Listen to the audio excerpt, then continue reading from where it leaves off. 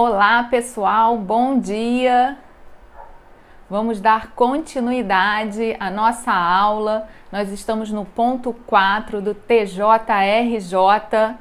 Vamos tratar hoje da competência, vamos dar continuidade ao estudo da competência territorial. Bom dia, sejam muito bem-vindos à nossa mini aula número 10. Nós vamos dar continuidade ao ponto competência.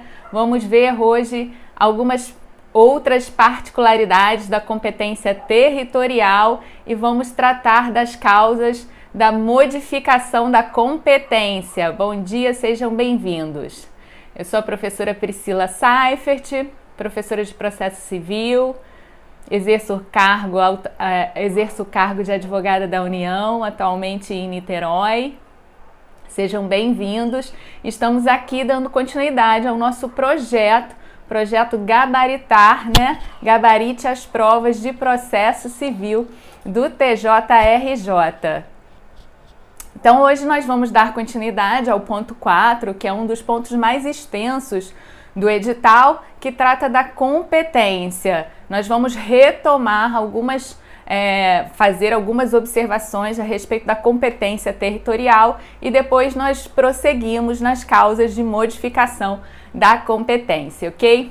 Bem, na mini aula 9 nós terminamos fazendo uma observação super importante, que é a respeito da existência da competência territorial funcional. Né? É uma competência, essa competência ela mistura dois critérios, né? O funcional, que é uma competência absoluta, e o territorial, que é uma competência relativa. Isso é possível, não há problema nenhum. E eu dei como exemplo para vocês de competência funcional territorial, né? A competência discriminada no artigo 2º da Lei de Ação Civil Pública, Lei 7437 de 85. Segundo essa lei, né, que dispõe a respeito de uma ação coletiva chamada ação civil pública, que é uma ação muito importante, né, a competência para conhecer e julgar dessas ações é do juízo do local onde ocorreu o dano, uma competência que, segundo a lei, é uma competência funcional. Então, uma competência territorial, né, do local onde ocorreu o dano, mas também é uma competência funcional. O juízo desse local detém competência funcional e, portanto, absoluta para conhecer essas ações. Aí eu fiz uma pergunta para vocês, né? Esse ponto, ação civil pública, ele é bem complexo e ele está no edital para o cargo de analista. Então eu fico imaginando quais são as questões que podem cair a respeito da ação civil pública. E essa questão, por isso que eu voltei nela, é uma questão que pode aparecer na prova de concurso, tá? Porque é uma questão bem batida pela doutrina e pela jurisprudência. A questão é o seguinte: se no local do dano não tiver Justiça Federal e for um dano de natureza federal, a competência do juízo comum estadual, né, é prorrogada? Ou seja, já que o juízo do local do dano tem competência territorial absoluta, eu pergunto para vocês, se aconteceu um dano federal em determinada cidade, só que ali não tem juízo federal, tem justiça estadual. O juiz estadual se investiria da competência federal? A resposta é não, tá? Não. Então, ainda que aconteça um dano num local em que não haja justiça federal, o juízo estadual não vai se investir de jurisdição federal para avaliar e julgar aquela ação, tá? Cuidado, porque nós tínhamos uma súmula dizendo absolutamente o contrário. A súmula 183 do STJ, dizendo que nesses casos, o juiz estadual se investiria de competência e julgaria a ação, inclusive se a União tivesse no polo ativo, tá ok? Essa súmula está cancelada, a súmula 183 do STJ foi cancelada. Então, se acontecer um dano né, relacionada a um direito coletivo, transindividual, num local onde não haja justiça federal, o juízo estadual não vai se tornar o competente. O juízo competente é o juiz federal de uma outra cidade, mas que aborde essa cidade onde aconteceu o dano, ok? Então essa hipótese não é considerada uma causa de investidura de competência federal na justiça estadual. Só a Constituição pode criar essas hipóteses. E como a Constituição não fala, né, nessa hipótese em específica, a súmula do STJ 183, que permitia essa investidura de jurisdição, foi cancelada depois de muita discussão. Então essa é uma questão que, embora assim para você que está começando a estudar ou que não tem muita familiaridade com o direito processual pareça estranha, essa é uma questão que foi muito debatida, ela já está consolidada, tá, na doutrina, na jurisprudência, então pode aparecer na sua prova. Dê uma olhada no enunciado 183 do STJ, sabendo, né, registrando que esse enunciado é uma cilada, ele foi cancelado, ok? Se ele aparecer na sua prova, ele foi cancelado. E a aula de hoje é assim, cheia de detalhes, cheia de possíveis ciladas que eu vou mostrar para vocês, que eu espero que vocês não caiam.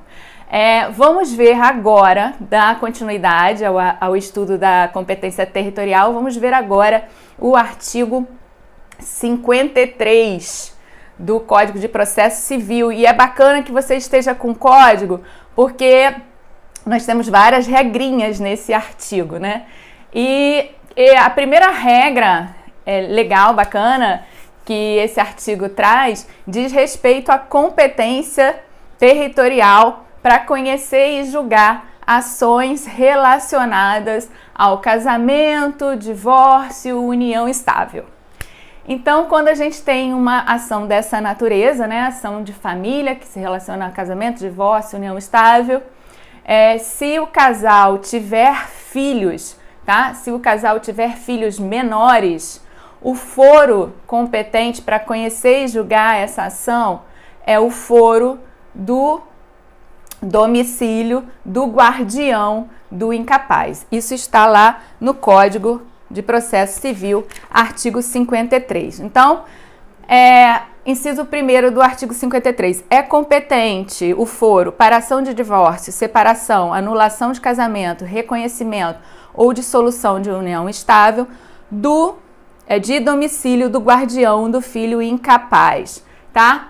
Aí depois nós temos a linha B, que fala do último domicílio do casal, caso não haja filho incapaz. Então, se o casal não tiver filhos ou não tiver filhos menores, incapazes, né, ou considerados incapazes, o foro para dirimir eventuais litígios será o foro da última residência do casal. E, por fim, o foro de domicílio do réu, se nenhuma das partes residir no antigo domicílio do casal, né? Se eles se separaram, moravam em Niterói, mas cada um foi morar em uma outra cidade, né? O foro competente vai ser o foro do domicílio do réu. Observação importante aqui. Aqui, a competência não é concorrente, ou seja, o autor ele não pode eleger qualquer um desses 3 foros, tá? Aí que vai a cilada da questão. A competência aqui é subsidiária. Isso significa que primeiro prefere-se o foro do domicílio do guardião de filho incapaz, tá? Aí, se não tiver filho incapaz, o domicílio do casal. Aí, se o casal não morar mais no antigo domicílio, aí sim o domicílio do réu. Professora Priscila, e se não houver um único guardião do incapaz? O incapaz, ele é alvo de uma guarda compartilhada, onde eu ajuizo a possível ação. Isso não está no CPC, mas de acordo com o professor Fred Didier, a ação será ajuizada no foro do domicílio do réu, tá? Prevalece a linha C do inciso 1 do artigo 53. Uma outra questão bem bacana que pode aparecer na tua prova. Veja só que nessas ações, nenhuma das alíneas está escrito o foro de domicílio da mulher.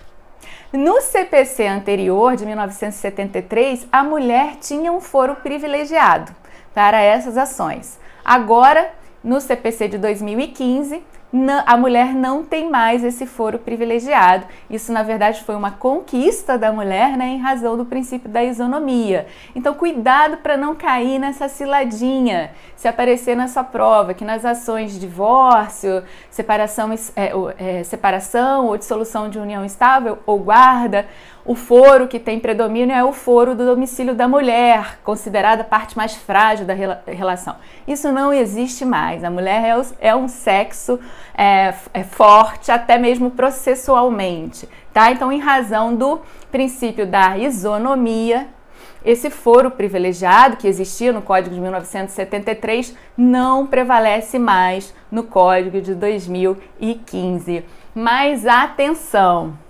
Se a mulher for vítima de violência doméstica, aí a regra que vai reger a competência para uma eventual ação envolvendo, né, um fato de violência será a Lei Maria da Penha, que é a Lei 11.340 de 2006.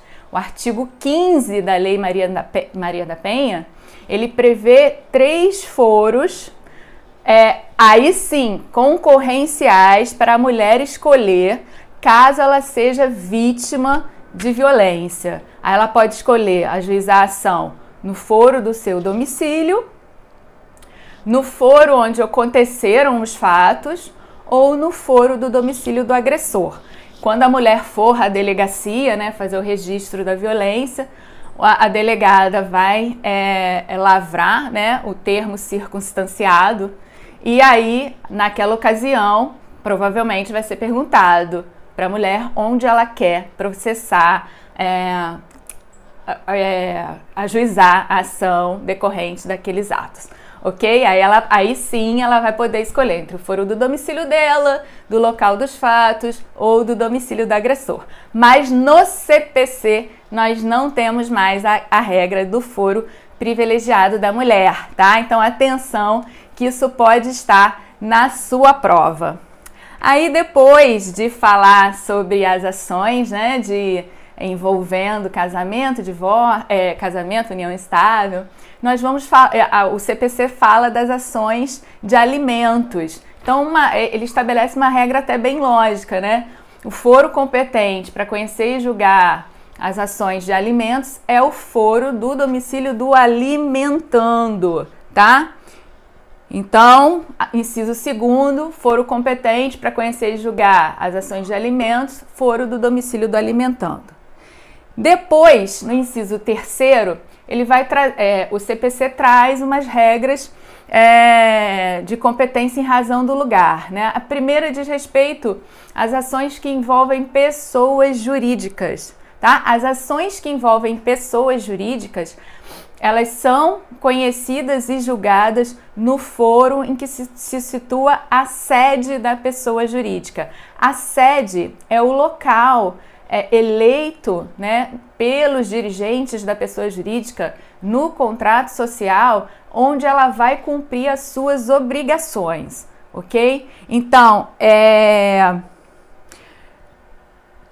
o foro competente para conhecer e julgar, né, litígios que envolvem a pessoa jurídica é o local da sede da pessoa jurídica, ok?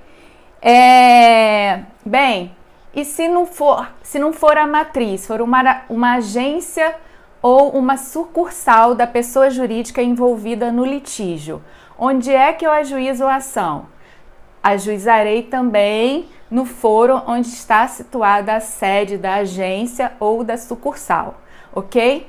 Agora vamos supor que essa pessoa jurídica seja uma pessoa jurídica sem personalidade jurídica, ou seja, uma pessoa jurídica irregular, ela não está registrada, tá? A personalidade jurídica das pessoas jurídicas, ela surge com o devido registro. Então, vamos supor que uma empresa sem registro, irregular, onde é que eu ajuizo a ação contra essa empresa? Ajuizo a ação aonde essa empresa exerce as suas atividades, ok? Diferente das demais hipóteses, tá ok? Então veja só que o código ele é bem didático nesse sentido, ele facilita o acesso à justiça, por isso que ele é tão criterioso, ok? E depois de falar da empresa, o código trata do idoso. E onde eu vou ajuizar as ações para tutelar os interesses dos nossos velhinhos? Bem fácil também.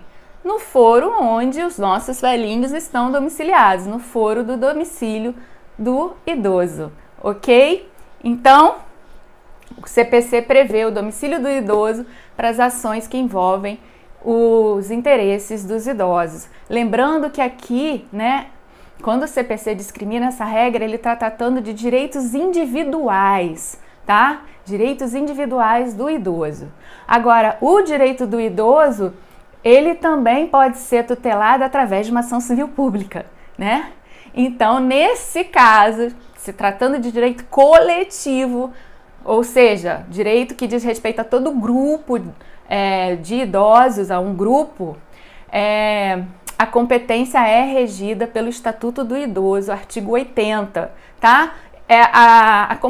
O Estatuto ele mantém o foro do domicílio do idoso, mas ele cede se a tutela for uma tutela federal, ou enfim. Então ele cede, ele muda em razão da justiça competente para conhecer e julgar determinado dano, se ele for um dano nacional, ok? Prosseguindo, depois dos nossos velhinhos, o código vai tratar das serventias notariais ou de registro, né?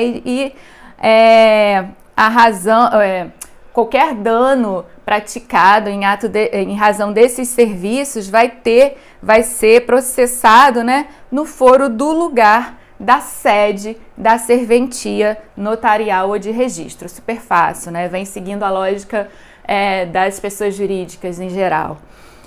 Bem, depois o código vai tratar do lugar, do foro do lugar ou do ato ou do fato para as ações de reparação de dano, né? As reparações advindas de responsabilidade civil extracontratual. Essas ações, elas também têm um nome latim que às vezes pode aparecer na sua prova de maldade para te complicar, que é esse nomezinho aqui, ó. Forum comici delicti, tá? Isso quer dizer ações de responsabilidade civil extracontratual. Se aparecer isso na sua prova, você já sabe, né, que para essas ações a competência é uma competência territorial do lugar, do ato ou do fato, tá ok? Quando o réu for administrador ou gestor de negócios alheios, também vai ser o foro do lugar, do ato ou do fato. E por fim, nós vimos já essa regra aqui numa aula anterior, o foro de domicílio do autor ou do local do fato para ação de reparação de dano sofrido em razão de delito ou acidente de veículos, inclusive acidentes aéreos. Aqui nós temos uma hipótese de competência concorrente. Então, a pessoa que for vítima ou estivesse envolvido num acidente de veículos, incluindo aeronaves, tá? Ela vai poder escolher entre o foro do domicílio do autor ou o foro do local do fato, ok? Então, essas são as principais regras relacionadas à competência territorial. Agora nós vamos ver critérios de modificação da competência, tá? Bem, para a gente estudar esse tópicozinho, a gente tem que relembrar que nós temos dois tipos de competência, a competência absoluta e a competência relativa. A competência absoluta, como eu falei para vocês, ela não está na esfera de disponibilidade das partes, né? Elas são regras que visam atender o interesse público. Logo, as partes não podem alterar competência absoluta. Então, as regras de modificação de competência que eu vou falar agora para vocês só valem para as hipóteses de competência relativa, ok? E a competência relativa, ela pode ser alterada por critérios advindos da lei, tá? Legais, que aí nós temos a conexão e a continência, e também em razão da vontade, tá? A competência relativa pode ser alterada por meio de alegação de incompetência relativa e por meio também de eleição de foros. Então, nós temos critérios legais de modificação da competência, conexão e continência, e temos critérios voluntários, que são a alegação de incompetência relativa e a eleição de foro. Vamos começar pelos critérios voluntários. Então, a competência relativa, ela pode ser modificada por alegação de incompetência relativa, tá? Então, uma vez proposta a ação num foro territorial diferente, né, dos interesses do réu, o réu ele vai poder alegar a incompetência relativa do juízo. E como é que ele vai fazer isso? Ele vai fazer isso, né, na primeira oportunidade que ele tiver de falar no processo, que é na contestação, tá? Então, a incompetência relativa, ela, no Código de Processo Civil atual, ela é alegada em preliminar de contestação. A contestação é a peça de defesa do réu, e quando o réu ele quer dizer que o juízo não tem competência para conhecer e julgar a sua ação, ele vai fazer em primeiro lugar, vai fazer em preliminar, por isso que chama preliminar, né? As iniciais ali da contestação, nas iniciais da contestação. Porque aí, se o juiz olhar e falar, olha só, de fato aqui é uma ação de alimentos que foi ajuizada fora do domicílio do alimentando. Então aqui, essa ação aqui eu não tenho competência territorial para conhecer essa ação, então eu vou remeter essa ação para o meu colega de Volta Redonda, São Gonçalo, não sei. E aí o juiz nem olha o resto da ação, por isso que é em preliminar, porque se ele acolhe a alegação de incompetência, ele nem vai olhar o resto, tá? Então tem que ser feito em primeiro lugar.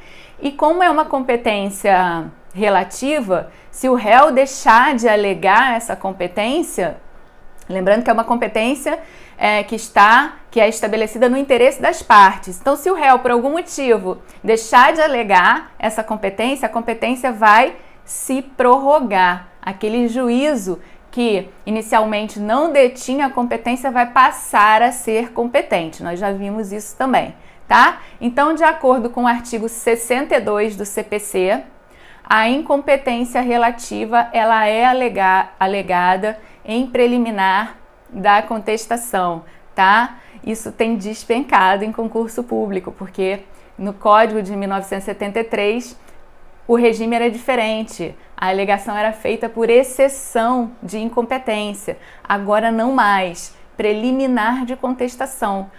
Marque o artigo 62 ou 64? 64. Marque o artigo 64 do CPC, porque a probabilidade dele estar na sua prova é grande. Eu tenho visto muitas provas de concurso e esse artigo tem aparecido demais, tá? Então, artigo 64. A incompetência absoluta ou relativa será alegada como questão preliminar de contestação. Marque esse artigo, coloque ele entre os tops 10 mais prováveis de aparecerem na prova, que esse artigo é quente, ok? Então, essa é uma causa de modificação de competência, a alegação de incompetência. A outra causa é a cláusula de eleição de foro, tá? Que está prevista no artigo 63 do CPC, Ó, que diz o seguinte: as partes podem modificar a competência em razão do valor e do território, elegendo foro, onde será proposta ação oriunda de direitos e obrigações. Esse artigo também é relevantíssimo, ele pode aparecer na sua prova. Olha o que diz o parágrafo 1º. A eleição de foro só produz efeito quando constar de instrumento escrito e aludir expressamente a determinado negócio jurídico. Daqui a gente já pode tirar uma observação importante. Não há cláusula de eleição de foro determinada oralmente, tá? Não existe cláusula de eleição de foro oral. Então, para que haja cláusula de eleição de foro, ela tem que ser escrita. Anote isso aí, tá? Importante. O foro contratual obriga os herdeiros e sucessores das partes. Beleza, tranquilo isso. Agora vem a regra mais importante desse tópico. Parágrafo 3º. Antes da citação, a cláusula de eleição de foro, se abusiva, pode ser reputada ineficaz de ofício pelo juiz, que determinará a remessa dos autos ao juízo do foro de domicílio do réu. Veja bem, vamos ler o 4º também, vamos estudar em conjunto. 4º, citado, incumbe ao réu alegar a abusividade da cláusula de eleição de foro na contestação, sob pena de preclusão. Vamos imaginar o seguinte, tá? Eu comprei um eletrodoméstico aqui no Rio de Janeiro, aqui numa loja de Niterói, no estado do Rio de Janeiro. Esse eletrodoméstico, ele foi produzido na Zona Franca de Manaus. Aí aconteceu um problema, né? Explodiu aqui da minha casa, causou danos e tal. Eu me dirijo à loja e a loja diz que, de acordo lá com o manual do eletrodoméstico, com o contrato e tal, eventuais litígios advindos daquele produto só poderiam ser dirimidos em Manaus, porque ele foi produzido e fabricado na Zona Franca de Manaus. Essa cláusula é, evidentemente, né, abusiva, lógico. Aí veja só, vamos supor, né, que a pessoa, mesmo assim, morando aqui em Niterói, ajuiza a ação lá em Manaus, né, sobre um fato que ocorreu aqui em Niterói, a aquisição foi feita aqui, enfim. Aí o juiz de lá veio, nossa, mas que absurdo, o réu mora em Niterói. O fato ocorreu em Niterói, o consumidor mora em Niterói. O que essa ação está fazendo aqui na Zona Franca de Manaus? Só porque havia uma cláusula contratual nesse sentido, super abusiva, né? Abusiva. Aí o juiz disse, isso é muito abusivo, tá na cara que é abusivo. Eu vou declarar essa cláusula ineficaz e vou mandar essa ação lá para Niterói, tá? O juiz pode fazer isso, olha que bacana, mas ele só pode fazer isso antes da citação do réu. Antes da citação do réu, tá? Então ele só pode de ofício, ou seja, sem a provocação das partes, declarar a ineficácia de uma cláusula de eleição de foro abusiva antes da citação do réu. Questão excelente para estar em prova. Beleza? Guarde isso. Citou, não pode mais. Vamos lá. Priscila, de ofício aí que você está me dizendo é sem provocação da parte, né? Beleza, sem provocação da parte. Mas é sem ouvir o autor que propôs a ação lá? Não. Olha só a cilada. De ofício é sem provocação da parte, por livre e espontânea reconhecimento do juiz, mas ele vai ter que, antes de declarar a ineficácia, ouvir o autor, saber por que o autor, se mora em Niterói, se aconteceram os fatos em Niterói, quis se submeter à cláusula de eleição de foro que determinava Manaus. em razão do estabelecido no artigo 10 do CPC, princípio do contraditório máximo. Então veja aqui, de ofício não significa sem a oitiva da parte interessada, tá ok? Então ele pode reconhecer sem provocação, mas antes de declarar a ineficácia ele vai ter que submeter a parte interessada, e aí sim, depois que a parte autora, né, que é a parte que ajuizou a ação dessa maneira estranha, se manifestar, aí ele vai declarar a ineficácia da cláusula e remeter para Niterói, se for o caso, ok? Vamos lá. Segunda observação importantíssima ainda sobre o parágrafo 3º. Veja só, essa hipótese é uma hipótese de competência relativa. O juiz pode se declarar incompetente de ofício quando a competência é relativa? Nós vamos ver isso na próxima mini-aula, mas eu já adianto para vocês que não. Quando a competência é relativa, a incompetência ela é levantada por iniciativa das partes. O juízo ele não pode conhecer de ofício a incompetência relativa, porque a regra é estabelecida no interesse das partes. Agora, nessa hipótese, a gente tem uma exceção, por isso que essa hipótese pode estar na sua prova. Aqui nós temos a hipótese de uma incompetência relativa que pode ser conhecida de ofício pelo juiz. Lembrando que de ofício não é sem oitiva das partes, ok?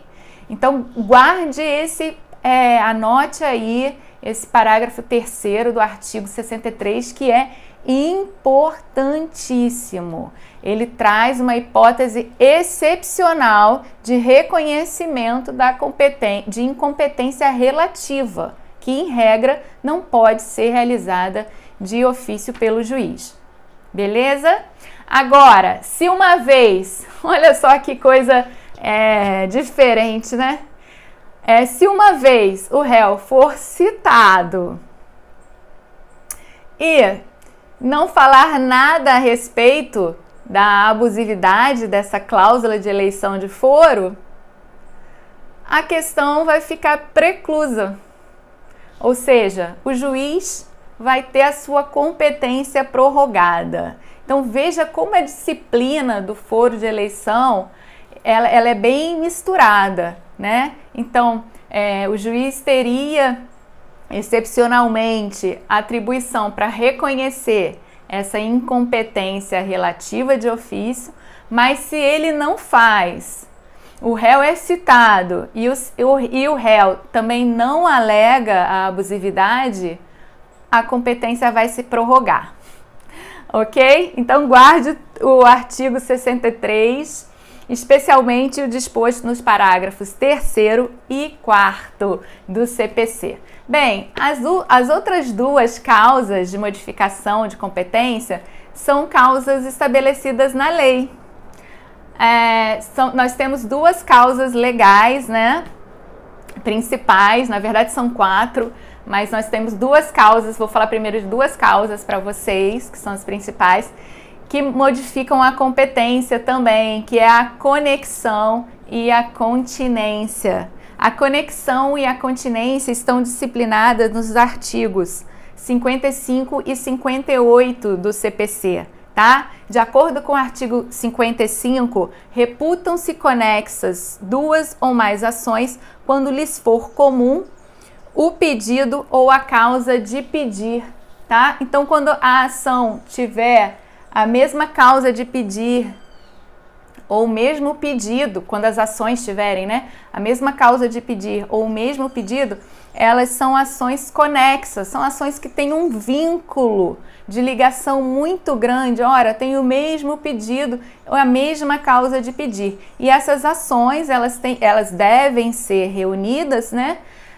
para evitar que hajam julgamentos contraditórios, tá? Para evitar decisões judiciais distintas e conflitantes. Então, elas são reunidas para que um único juízo dê um tratamento uniforme a essas causas que têm um vínculo de ligação muito grande. O parágrafo 3º diz que também são conexas, serão reunidos para julgamento conjunto os processos que possam gerar riscos de prolação de decisões conflitantes ou contraditórias, caso decididos separadamente, mesmo sem conexão entre eles. Então, ainda que não haja essa coincidência, né, de pedido ou causa de pedir, mas se houver um vínculo entre as relações jurídicas, de modo que uma ação seja prejudicial à outra, por exemplo, né, essas ações devem ser reunidas. Um exemplo, para ficar mais claro.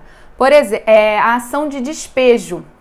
A ação de despejo por falta de pagamento, né? Então, aqui o pedido é o despejo por falta de pagamento. Mas também pode ter uma ação de consignação de pagamento relacionada a esse mesmo imóvel. Então, a de despejo por falta de pagamento tem um pedido e uma causa de pedir. E a ação de consignação de pagamento, para evitar o despejo, tem outro pedido e outra causa de pedir. Mas uma depende da outra para dar uma decisão uniforme para os litigantes, né? Então, essas ações elas devem ser reunidas, ok? Ainda que não tenham o pedido e a causa de pedir idênticos. Então, sempre que houver um vínculo de prejudicialidade entre as ações, elas devem ser reunidas para evitar decisões judiciais conflitantes. A investigação de paternidade e a ação de alimentos, também os pedidos e as causas de pedir são diferentes, mas elas também devem ser reunidas, né?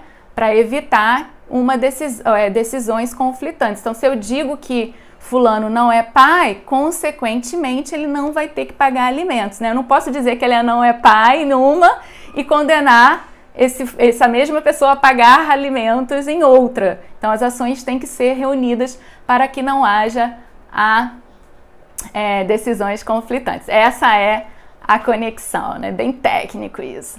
Agora, a outra causa é a continência. A continência vem logo abaixo, no artigo 56. Pense numa ação grandona, ação continente, daí vem o nome continência. Olha o que é a continência. Dá-se a continência entre duas ações ou mais ações quando houver identidade quanto às partes e a causa de pedir, mas o pedido de uma, por ser mais amplo, abrange o das demais. Então, nós temos uma ação maior, mais abrangente, uma ação continente, tá? Cujo pedido abrange o de outras ações, tá? Ações, a gente pode considerar ações filhotes, né? Nós temos uma ação mãe, que é a ação continente, grande, com pedidos mais abrangentes, e outras ações filhotes, ações menores, cujos pedidos pequenos estão contidos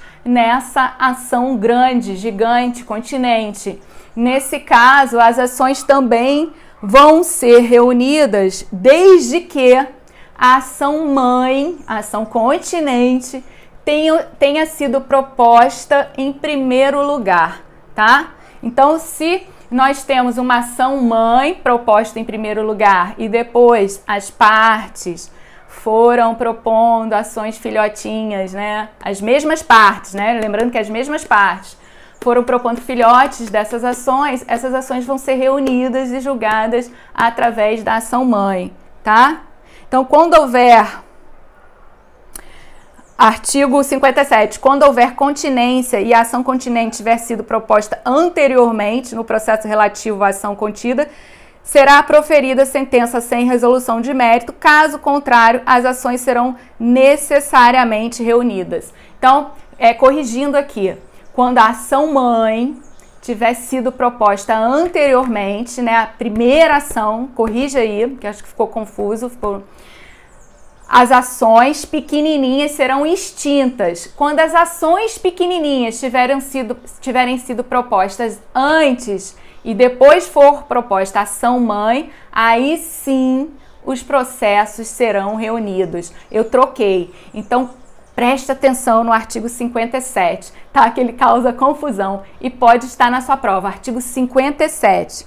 Então, quando a ação mãe tiver sido proposta em primeiro lugar, as filhotinhas vão ser reunidas e extintas, tá? Quando as filhotinhas tiverem sido propostas em primeiro lugar, aí elas vão ser reunidas e as ações vão correr em conjunto. Beleza? Bem, um detalhe, isso tudo só vai acontecer se as ações conexas ou quando houver continência ainda não tiverem sido sentenciadas, tá ok? Então, prestem atenção no que está no parágrafo 1º do artigo 55. E como é que eu vou fazer a reunião, né? Quando tem duas ações conexas? No caso da continência, ficou mais claro aqui pelo disposto no artigo 57. Mas quando as duas ações são conexas, qual vai ser o juízo que vai ficar com as duas ações, né? Eu vou reunir essas ações em qual juízo? Aí eu vou lá para o artigo 58. A reunião das ações propostas em separado far-se-á no juízo prevento, onde serão decididas simultaneamente. Então, o juiz que se torna competente é o juízo prevento. E o que é o juízo prevento? Qual é o juízo prevento? O código também dá a resposta. O registro ou a distribuição da petição inicial torna prevento o juízo. Então, naqueles locais, né, que tem mais de um juízo, a petição inicial ela vai ser distribuída. E o juízo no qual a petição foi distribuída em primeiro lugar se torna o juízo prevento. É nesse juízo que as ações vão ser reunidas, tá? Agora, se por acaso, né, for uma comarca única, ali não vai ter distribuição, aí vai se olhar o registro da petição inicial. A gente